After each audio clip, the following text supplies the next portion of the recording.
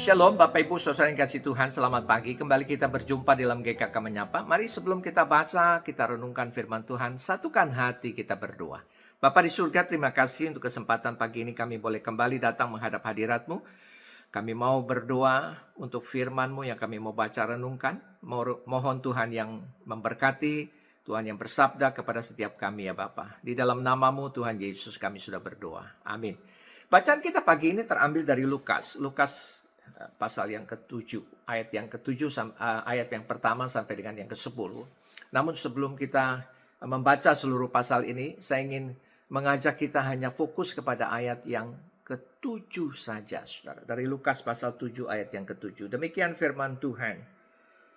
Sebab itu aku juga menganggap diriku tidak layak untuk datang kepadamu, tetapi katakan saja sepatah kata, maka hambaku itu akan sembuh. Nah, Bapak Ibu Saudara yang dikasih Tuhan, bacaan kita pagi ini terambil dari Lukas pasal yang ke-7 ayat 1 sampai 10 ini. Bicara tentang seorang perwira yang mendapatkan pujian dari Yesus oleh karena imannya, Saudara. Lalu pertanyaannya, apa yang membuat Yesus memuji iman perwira itu? Apa sebabnya, Saudara? Nah, di dalam bacaan kita melihat bahwa yang pertama, bahwa Yesus melihat perwira itu peduli dan tidak mengabaikan hambanya. Nah, Bapak Ibu yang dikasih Tuhan, firman Tuhan mengajarkan kepada kita bahwa iman yang hidup itu adalah iman yang disertai dengan perbuatan. Dan hal itu juga yang dilihat Yesus ada di dalam iman perwira itu. Ia sangat peduli dan tidak abai terhadap hambanya. Bahkan ia sangat menghargai hambanya itu yang sedang sakit dan hampir mati, Saudara. Lalu apa buktinya dia peduli? Buktinya adalah bahwa dia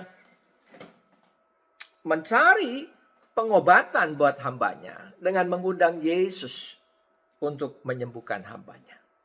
Nah, Saudara, selain itu dia juga dikatakan bahwa dia adalah donatur bagi pembangunan rumah ibadat orang Yahudi. Jadi Saudara, ketika kita merenungkan bagian ini, maka pertanyaannya adalah bahwa sebagai orang yang beriman kepada Yesus, apakah kita juga peduli terhadap kebutuhan sesama kita? Yang kedua, Saudara, perwira itu rendah hati meski memiliki otoritas. Perwira ini disebutkan seorang yang membawahi 100 pasukan, Saudara. Dia punya otoritas, dia punya kedudukan, tetapi dia tidak sombong. Bahkan dia menyebut dirinya hamba, Saudara. Aku juga adalah seorang bawahan, seorang hamba. Nah, bagaimana kita tahu dia itu tidak sombong, tidak menjadi tinggi hati dengan otoritas yang dia miliki?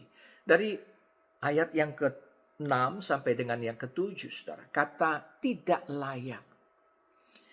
Dari frasa sebab aku tidak layak menerima Tuhan di dalam rumahku, sebab itu aku juga menganggap diriku tidak layak untuk datang kepadamu.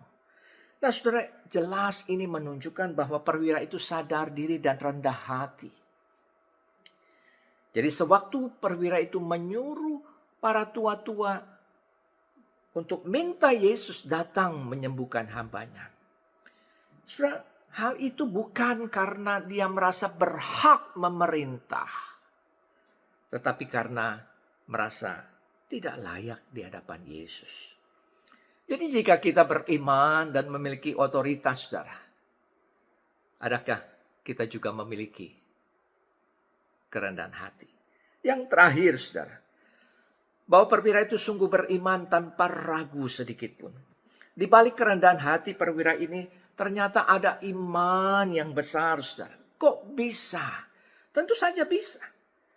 Dari ayat 7 dan 8 jelas memberitahukan kepada kita bahwa selain merasa diri tidak layak, perwira itu juga menunjukkan imannya bahwa hanya dengan sepatah kata yang berkuasa dari Yesus itu sudah cukup untuk menyembuhkan hambanya.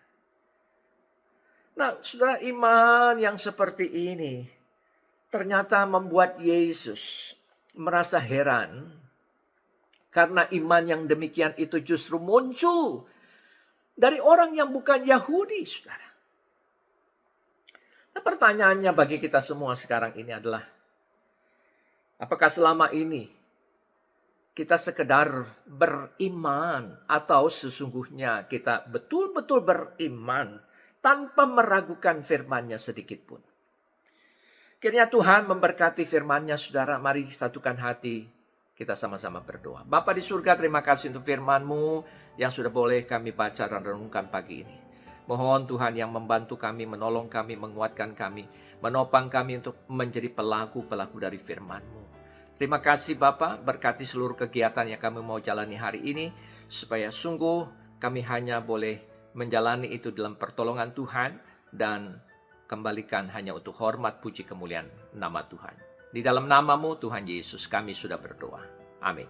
Selamat pagi, selamat beraktivitas Bapak Ibu, saudara yang dikasihi Tuhan. Tuhan Yesus memberkati. Amin.